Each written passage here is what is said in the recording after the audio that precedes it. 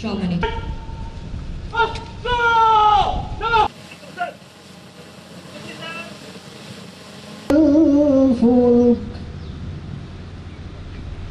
সার্বিকভাবে দেশের সমুদ্র সীমার সার্বভৌমত্ব রক্ষার পাশাপাশি সুনীল অর্থনীতির বিশাল কর্মকাণ্ডে নিরাপত্তা প্রদান সহ দেশ ও জাতির প্রয়োজনে সরকার প্রদত্ত যে কোনো দায়িত্ব পালনে নৌবাহিনী সদা প্রস্তুত থাকতে বদ্ধপরিকর। ক্রমাগত সম্পদ আহরণের ফলে বর্তমান বিশ্বের স্থলভাগের সম্পদ ক্রমশ সীমিত হয়ে আসছে, আর তাই সারা বিশ্বের নজর এখন সমুদ্রের দিকে।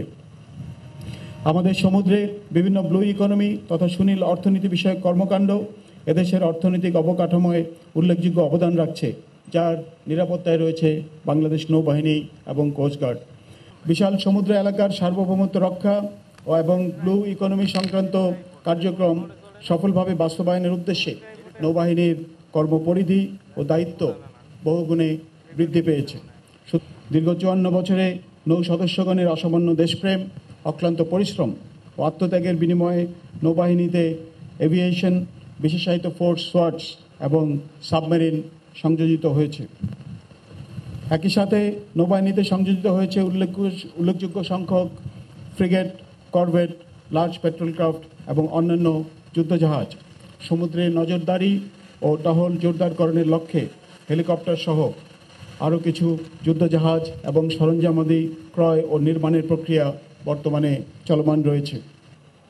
আজ নৌবাহিনীতে 3টি ডাইভিং বোর্ডের অন্তর্ভুক্তির মাধ্যমে বাংলাদেশের নদীপথ কিংবা সমুদ্রে যে কোনো স্থানে ডুবুরি অপারেশন ও উদ্ধার অভিযান পরিচালনার ক্ষেত্রে নৌবাহিনীর সক্ষমতা আরও এক ধাপ এগিয়ে যাবে বলে আমি আশা করি।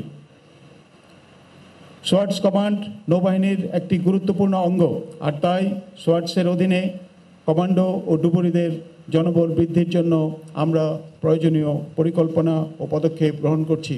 আমার দৃঢ় বিশ্বাস এই 3টি ডাইভিং বোর্ড সংযোজনের ফলে সোয়ার্ডস কমান্ডের কার্যদক্ষতা আরও বেগবান হবে এবং তারা দেশ ও জনগণের সেবায় নিজেদেরকে আরও অধিকভাবে নিয়োজিত করতে সক্ষম হবেন। বাংলাদেশের অর্থনীতির মূল প্রাণকেন্দ্র চট্টগ্রাম বন্দর সহ মংলা ও পায়রা বন্দরের নিরাপত্তা নিশ্চিতকরণ নৌবাহিনীর একটি গুরুদায়িত্ব, যা এই বাহিনী সফলতার সাথে পালন করে চলেছে। এছাড়াও বিগত 1 বছর যাবৎ দেশের আইন শৃঙ্খলা পরিস্থিতি রক্ষাকল্পে অসামরিক প্রশাসনকে সহায়তা প্রদানের লক্ষ্যে ইউনিট টু সিভিল পাওয়ারের আওতায় বাংলাদেশ নৌবাহিনী দেশের উপকূলীয় এলাকায় নিরলসভাবে কাজ করে যাচ্ছে। তো তাই নয়, দেশের গণ্ডি পেরিয়ে নৌবাহিনী আজ আন্তর্জাতিক পরিমণ্ডলেও বাংলাদেশের ভাবমূর্তি উজ্জ্বল করে চলেছে।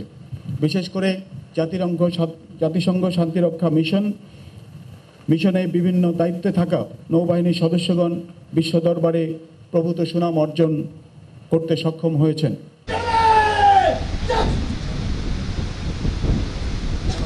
নিয়োজিত আছেন লেফটেন্যান্ট কমান্ডার রুমা।